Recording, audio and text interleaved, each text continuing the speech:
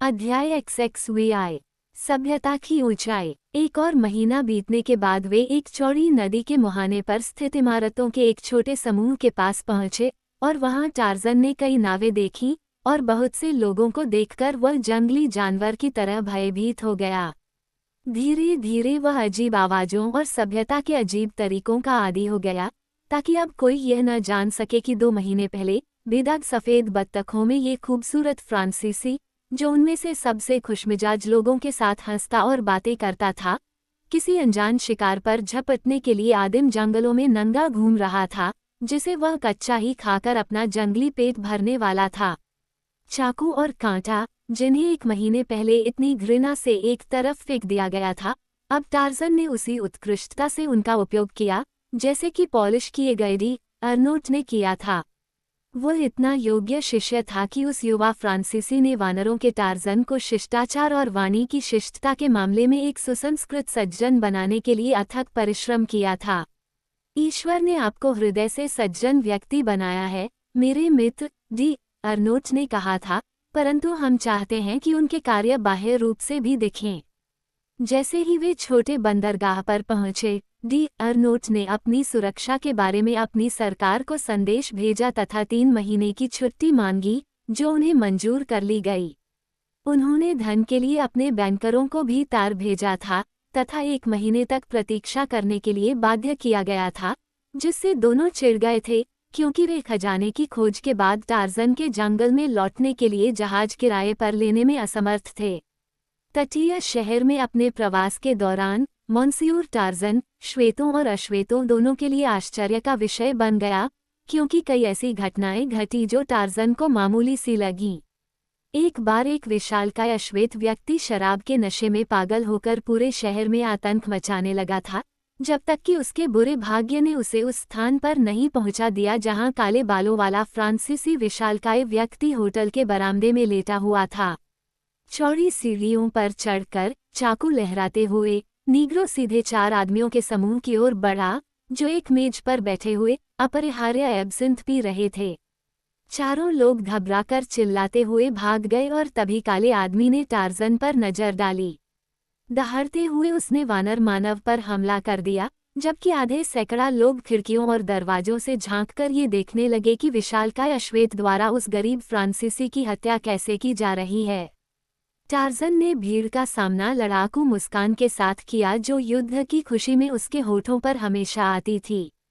जैसे ही नीग्रो उस पर झपटा, इस्पात की मांसपेशियों ने ऊपर उठाए चाकू वाले हाथ की काली कलाई को जकड़ लिया और एक तेज झटके से हाथ टूटी हड्डी के नीचे लटक गया। दर्द और आश्चर्य के साथ काले आदमी का पागलपन चला गया, और जैसे ही टार्ज़न अपनी कुर्सी पर वापस बैठा, वो व्यक्ति दर्द से कराहता हुआ मुड़ा और अपने पैतृक गांव की ओर तेजी से भागा। एक अन्य अवसर पर जब टार्ज़न और डी अर्नोट अन्य श्वेत लोगों के साथ रात्रि भोज पर बैठे थे, तो बातचीत शेरों और शेर के शिकार पर आ गई। जानवरों के राजा की बहादुरी के बारे में राय विभाजित थी। कुछ लोगों का कहना था कि वह एक निहायती कायर था, लेकिन सभी इस बात पर सहमत थे कि अधिक सुरक्षा की भावना के साथ जब जंगल का राजा रात में शिविर के आसपास दहाड़ता था, तो वे अपनी एक्सप्रेस राइफलें थाम लेते थे। डी अर्नोट और टार्ज़न इस बात पर सहमत हो गए थे कि उसके अतीत को गुप्त रखा जाए, और इसलिए फ्रांसीसी अधिकारी के अलावा किसी को भी जंगल के जानवरों के साथ वानर मानव की परिचितता के बारे में पता नहीं था। महाशय टार्ज़न ने अपनी बात नहीं कही है, पार्टी में से एक ने कहा। महाशय टार्ज़न जैसे पराक्रमी व्यक्ति ने अफ्रीका में कुछ समय बिताया है, जैसा कि मैं समझता हूँ कि महाशय टार्ज़न ने किया है, उसे शेरों के साथ अनुभव अवश्य हुआ होगा। हाँ, कुछ, टार्ज़न ने रूखे स्वर में उत्तर दिया। ये जानना काफ़ी है कि आप में से प्रत्येक शेरों की विशेषताओं के बारे में अपने निर्णय में सही है, आप उनसे मिल चुके हैं। लेकिन कोई भी व्यक्ति पिछले सप्ताह पागल हो चुके व्यक्ति के आधार पर सभी अश्वेतों का न्याय कर सकता है, या ये तय कर सकता है कि सभी गोरे काया हैं क्योंकि वह एक काया गोरे से मिल चुका है। सज्जनों, निचले तबके के लोगों में भी उतनी ही वैयक्तिकता है जितनी हमारे बीच है। आज हम बाहर जा सकते हैं और अचानक किसी ऐसे शेर से टकरा सकते हैं जो बहुत डरपोक है, वह हमसे दूर भागता है। कल हम उसके चाचा या उसके जुड़वां भाई से मिल सकते हैं, और हमारे दोस्त हैरान हो सकते हैं कि हम जंगल से वापस क्यों नहीं आते। जहाँ तक मेरा सवाल है, मैं हमेशा यही मानता हूँ कि शेर खूंखार होता है और इसलिए मैं कभी भी अपनी सुरक्षा को लेकर लापरवाह नहीं होता। पहले वक्ता ने प्रतिवाद करते हुए कहा, यदि कोई उस चीज से डरता है जिसका वह शिकार करता है, तो उसे शिकार करने में कोई आनंद नहीं आएगा। डी अर्नोट मुस्कुराए। टार्ज़न डर गया। टार्ज़न ने कहा, मैं ठीक से नहीं समझ पाया कि डर से आपका क्या मतलब है। शेरों की तरह डर भी अलग अलग लोगों में अलग अलग होता है, लेकिन मेरे लिए शिकार में एकमात्र आनंद ये जानना है कि शिकार की गई चीज में मुझे उतना ही नुकसान पहुंचाने की शक्ति है जितना कि मैं उसे पहुंचा सकता हूँ। अगर मैं 1-2 राइफलों और एक बंदूकधारी और 20 या 30 बीटरों के साथ शेर का शिकार करने निकलूं, तो मुझे नहीं लगेगा कि शेर के पास ज्यादा मौका है, और इसलिए शिकार का आनंद उस अनुपात में कम हो जाएगा जितना कि मैं सुरक्षा महसूस करता हूँ। तब तो मैं यह मान लूंगा कि महाशय टार्ज़न नंगे होकर, केवल एक चाकू लेकर, जानवरों के राजा को मारने के लिए जंगल में जाना पसंद करेंगे। दूसरा व्यक्ति अच्छे स्वभाव से हंसा, लेकिन उसके स्वर में व्यंग्य का हल्का सा स्पर्श था। और एक रस्सी का टुकड़ा, टार्ज़न ने कहा। तभी दूर जंगल से शेर की गहरी दहाड़ सुनाई दी, मानो वह चुनौती दे रहा हो कि जो कोई भी उसके साथ सूची में शामिल होने का साहस करेगा। यही आपके लिए अवसर है, महाशय टार्ज़न, फ्रांसीसी ने मजाक में कहा। टार्ज़न ने सरलता से कहा, मुझे भूख नहीं है। सभी लोग हंस पड़े, सिवाय डी अर्नोट के। केवल वही जानता था कि एक जंगली जानवर ने अपनी सरल बुद्धि को बंदर आदमी के होठों से कहा था। लेकिन तुम भी, जैसे हम में से कोई भी, नंगे होकर, सिर्फ एक चाकू और रस्सी के टुकड़े के साथ बाहर जाने से डरता है, मजाकिया ने कहा। क्या ऐसा नहीं है? नहीं, टार्ज़न ने जवाब दिया। सिर्फ मूर्ख ही बिना वजह कोई काम करता है। 5000 फ्रैंक एक कारण है, दूसरे ने कहा। मैं तुमसे शर्त लगाता हूँ कि इतनी रकम में तुम जंगल से शेर को उन शर्तों के तहत वापस नहीं ला सकते जो हमने बताई हैं, नग्न और सिर्फ एक चाकू और रस्सी के टुकड़े के साथ हथियारबंद। टार्ज़न ने डी अर्नोट की ओर देखा और अपना सिर हिलाया। इसे 10,000 बनाओ, डानोट ने कहा।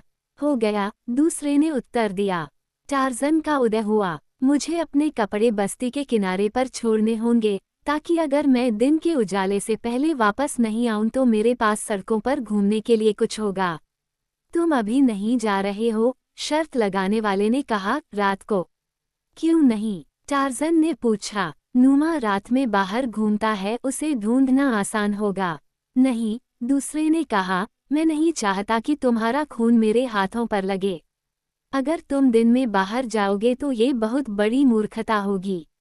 मैं अब चलता हूँ, टार्ज़न ने उत्तर दिया और चाकू और रस्सी लेने के लिए अपने कमरे में चला गया। वे लोग उसके साथ जंगल के किनारे तक गए, जहाँ उसने अपने कपड़े एक छोटे से गोदाम में रख दिए। लेकिन जब वह झाड़ियों के बीच में प्रवेश करना चाहता था, तो उन्होंने उसे रोकने की कोशिश की, और शर्त लगाने वाला सबसे ज्यादा आग्रह कर रहा था कि वह अपना मूर्खतापूर्ण जोखिम छोड़ दे। मैं ये स्वीकार करूंगा कि आप जीत गए हैं, उन्होंने कहा, और 10,000 फ्रैंक आपके हैं यदि आप यह मूर्खतापूर्ण प्रयास छोड़ दें, जिसका अंत केवल आपकी मृत्यु में होगा। टार्ज़न हंसा, और अगले ही क्षण जंगल ने उसे निगल लिया। वे लोग कुछ क्षण तक चुपचाप खड़े रहे और फिर धीरे धीरे मुड़कर होटल के बरामदे की ओर चले गए। जंगल में प्रवेश करते ही टार्ज़न पेड़ों पर चढ़ गया, और एक बार फिर वह उल्लासमय स्वतंत्रता की भावना के साथ जंगल की शाखाओं के बीच झूलने लगा। यही जीवन था। उसे यह कितना पसंद था। सभ्यता अपने संकीर्ण और सीमित दायरे में, प्रतिबंधों और रूढ़ियों से घिरी हुई, ऐसी कोई चीज नहीं रखती थी। यहाँ तक कि कपड़े भी बाधा और परेशानी थे। आखिरकार वह आज़ाद हो गया। उसे एहसास ही नहीं था कि वह कितना बड़ा कैदी था। कितना आसान होगा कि वो वापस समुद्र तट की ओर जाए और फिर दक्षिण की ओर, अपने जंगल और केबिन की ओर बढ़े। अब उसे नुमा की खुशबू आ रही थी, क्योंकि वह हवा के विपरीत दिशा में यात्रा कर रहा था। कुछ ही देर में उसके तेज कानों ने गद्देदार पैरों की जानी पहचानी आवाज और झाड़ियों के बीच से एक विशाल, फर पहने शरीर की आवाज सुनी। टार्ज़न चुपचाप उस अनजान जानवर के ऊपर आया और चुपचाप उसका पीछा करता रहा, जब तक कि वह चांदनी के एक छोटे से टुकड़े में नहीं आ गया। फिर तेज फंदा उसके भूरे गले पर कस गया और जैसा कि वह पहले भी सैकड़ों बार कर चुका था, टार्ज़न ने एक मजबूत शाखा को कसकर पकड़ लिया और जब वह जानवर संघर्ष कर रहा था और स्वतंत्रता के लिए अपने पंजे पसार रहा था, तब वह उसके पीछे जमीन पर गिर पड़ा और उसकी बड़ी पीठ पर छलांग लगाते हुए अपने लंबे पतले ब्लेड को उसके क्रूर हृदय में 1 दर्जन बार भोंक दिया। फिर नूमा के शव पर अपना पैर रखते हुए उसने अपनी जंगली जनजाति की ओर से भयानक विजय घोष किया। एक पल के लिए टार्ज़न अनिश्चित भाव में खड़ा रहा, डी अर्नोट के प्रति वफादारी और अपने जंगल की आज़ादी की प्रबल लालसा की परस्पर विरोधी भावनाओं से बहता हुआ। आखिरकार एक सुंदर चेहरे की दृष्टि और उसके होठों को दबाए जाने की याद ने उसके पुराने जीवन की आकर्षक तस्वीर को भंग कर दिया। वानर मानव ने नूमा के गर्म शव को अपने कंधों पर डाला और एक बार फिर पेड़ों पर चढ़ गया। बरामदे में खड़े लोग लगभग 1 घंटे तक चुपचाप बैठे रहे। उन्होंने विभिन्न विषयों पर बातचीत करने का असफल प्रयास किया था और हमेशा ही प्रत्येक के मन में जो बात सबसे अधिक थी, उसी के कारण बातचीत रुक जाती थी। मॉन ड्यू, शर्त लगाने वाले ने आखिरकार कहा, मैं अब और नहीं सह सकता। मैं अपनी गाड़ी से जंगल में जा रहा हूँ और उस पागल आदमी को वापस लाऊंगा। एक ने कहा, मैं तुम्हारे साथ चलूंगा। और मैं, अन्य लोगों ने सामूहिक स्वर में कहा। मानो इस सुझाव ने किसी भयंकर दुर्स्वप्न का जादू तोड़ दिया हो। वे अपने अपने स्थानों की ओर तेजी से बढ़े और शीघ्र ही जंगल की ओर चल पड़े। प्रत्येक व्यक्ति भारी हथियारों से लैस था। हे भगवान, वह क्या था? अचानक एक अंग्रेज चिल्लाया, जब टार्ज़न की क्रूर चीख उनके कानों में धीमी सी पड़ी। एक बेल्जियन ने कहा, मैंने एक बार पहले भी यही बात सुनी थी, जब मैं गोरिल्ला देश में था। मेरे वाहकों ने बताया कि यह एक बड़े बैल बंदर की चीख थी जिसने शिकार किया था। डी अर्नोट को क्लेटन द्वारा बताई गई उस भयानक दहाड़ का वर्णन याद आ गया जिसके साथ टार्ज़न ने अपनी हत्याओं की घोषणा की थी, और वो उस भय के बावजूद मुस्कुराया जो उसे यह सोचकर महसूस हुआ कि वह विचित्र ध्वनि किसी मानव के गले से उसके मित्र के होठों से निकली होगी। जब दल अंततः जंगल के किनारे पर खड़ा था और अपनी सेनाओं के सर्वोत्तम वितरण पर विचार कर रहा था, तो वे अपने पास से आती हुई धीमी हंसी से चौंक गए और मुड़कर उन्होंने देखा कि एक विशालकाय आकृति अपने चौड़े कंधों पर एक मृत सिंह को उठाए हुए उनकी ओर बढ़ रही है। यहाँ तक कि डी अर्नोट भी दंग रह गया, क्योंकि यह असंभव लग रहा था कि वह आदमी अपने साथ लिए गए दयनीय हथियारों से इतनी जल्दी एक शेर को मार सकता था, या अकेले वह उस विशाल शव को उलझे हुए जंगल में ले जा सकता था। लोगों ने टार्ज़न से कई सवाल पूछे, लेकिन उसका एकमात्र उत्तर उसकी उपलब्धि का उपहास करते हुए हंसी में उड़ाया गया। टार्ज़न के लिए यह ऐसा था जैसे किसी कसाई को गाय को मारने के लिए उसकी वीरता के लिए प्रशंसा करनी चाहिए, क्योंकि टार्ज़न ने भोजन और आत्मरक्षा के लिए इतनी बार हत्या की थी कि उसे यह कृत्य कुछ भी उल्लेखनीय नहीं लगा। लेकिन वह वास्तव में इन लोगों की नज़र में एक नायक था जो बड़े शिकार का शिकार करने के आदी थे। संयोगवश उन्होंने 10,000 फ्रैंक जीत लिए थे, क्योंकि डी अर्नोट ने आग्रह किया था कि वे ये सब अपने पास रख लें।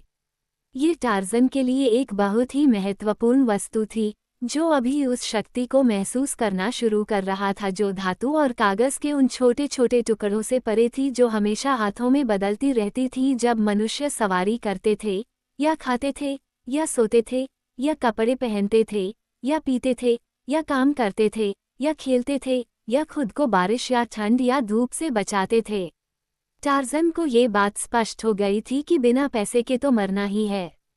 डी अर्नोट ने उसे चिंता न करने को कहा था, क्योंकि उसके पास दोनों के लिए पर्याप्त से अधिक था, लेकिन बंदर आदमी कई बातें सीख रहा था और उनमें से एक ये थी कि लोग उस व्यक्ति को नीची नज़र से देखते थे जो बदले में बराबर मूल्य की कोई चीज़ दिए बिना दूसरे से पैसे लेता था।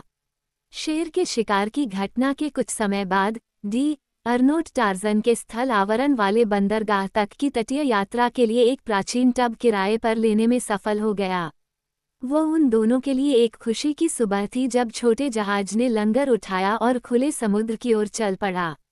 समुद्र तट तक की यात्रा बिना किसी घटना के हुई, और अगली सुबह जब उन्होंने केबिन के सामने लंगर डाला तो टार्ज़न ने एक बार फिर अपने जंगल के परिधान पहन लिए और एक कुदाल लेकर अकेले ही वानरों के रंगभूमि की ओर प्रस्थान किया, जहां खजाना छिपा था।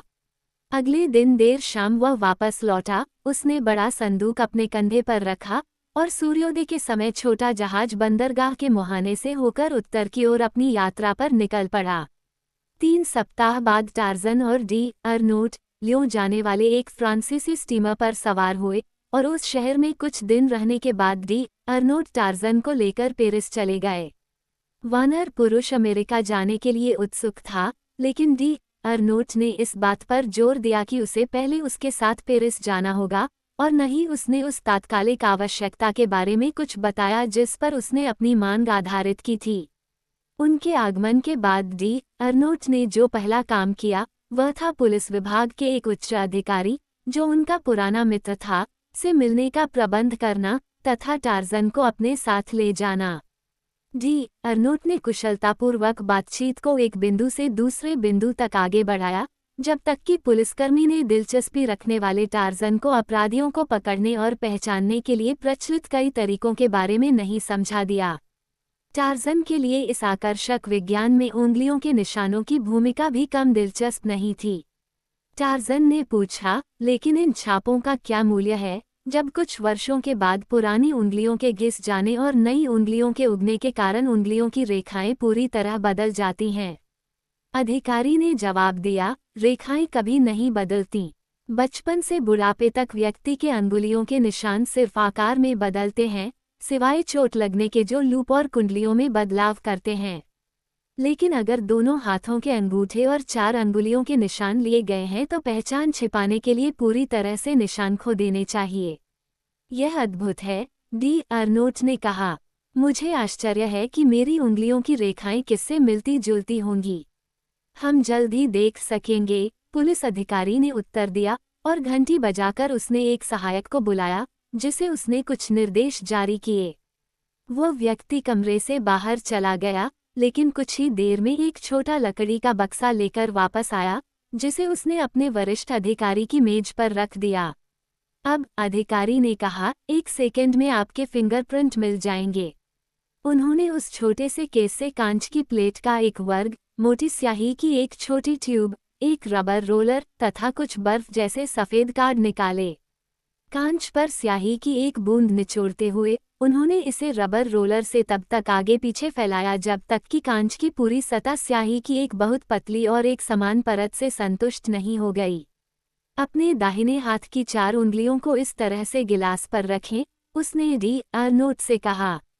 अब अंगूठा, ये सही है। अब उन्हें इस कार्ड पर ठीक उसी स्थिति में रखें, यहाँ नहीं, थोड़ा सा दाईं ओर। हमें अंगूठे और बाएं हाथ की उंगलियों के लिए जगह छोड़नी चाहिए। बस, हो गया। अब बाएं हाथ के साथ भी ऐसा ही करें। आओ टार्ज़न, डी अर्नोट चिल्लाया, चलो देखते हैं कि तुम्हारे कुंडल कैसे दिखते हैं। टार्ज़न ने तत्परता से इसका अनुपालन किया तथा ऑपरेशन के दौरान अधिकारी से कई प्रश्न पूछे। उन्होंने पूछा, क्या उंगलियों के निशान नस्लीय विशेषताओं को दर्शाते हैं? क्या आप केवल उंगलियों के निशान से यह निर्धारित कर सकते हैं कि विषय नीग्रो था या कॉकेशियन? मुझे नहीं लगता, अधिकारी ने उत्तर दिया। क्या किसी मनुष्य से बंदर के अंगुलियों के निशान पहचाने जा सकते हैं? संभवतः, क्योंकि वानरों का जीवन उच्चतर जीवों की तुलना में कहीं अधिक सरल होगा। टार्ज़न ने आगे कहा, लेकिन एक बंदर और एक मनुष्य के बीच का संकरण किसी भी पूर्वज के लक्षण दिखा सकता है।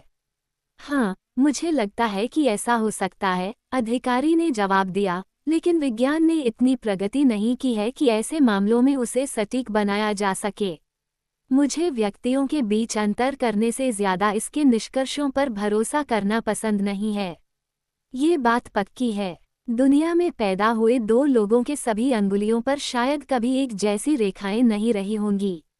ये बहुत ही संदिग्ध है कि क्या किसी एक फिंगरप्रिंट को कभी भी उस उंगली के अलावा किसी और उंगली से हूबहू दोहराया जा सकेगा जिसने इसे मूल रूप से बनाया था।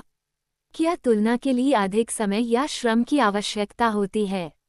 डी अर्नोट ने पूछा। आमतौर पर कुछ ही क्षण लगते हैं, अगर छापे स्पष्ट हों।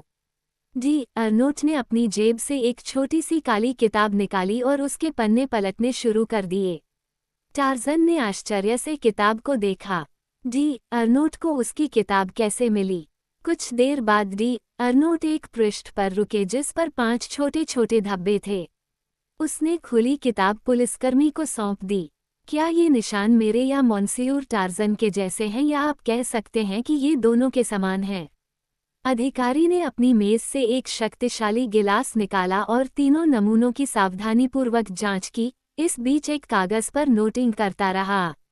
टार्ज़न को अब समझ में आया कि पुलिस अधिकारी के पास उनकी यात्रा का क्या मतलब था। उसके जीवन की पहेली का उत्तर इन छोटे छोटे निशानों में छिपा था। तनावग्रस्त होकर वह अपनी कुर्सी पर आगे की ओर झुककर बैठ गया, लेकिन अचानक वह शांत हो गया और मुस्कुराते हुए पीछे की ओर झुक गया। डी अर्नोट ने आश्चर्य से उसकी ओर देखा।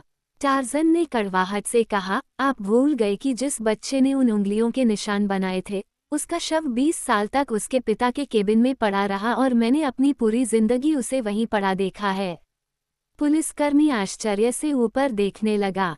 आगे बढ़ो, कप्तान, अपनी जांच करो, डी अर्नोट ने कहा। हम आपको कहानी बाद में बताएंगे बशर्ते कि महाशय टार्ज़न सहमत हों। टार्ज़न ने अपना सिर हिलाया।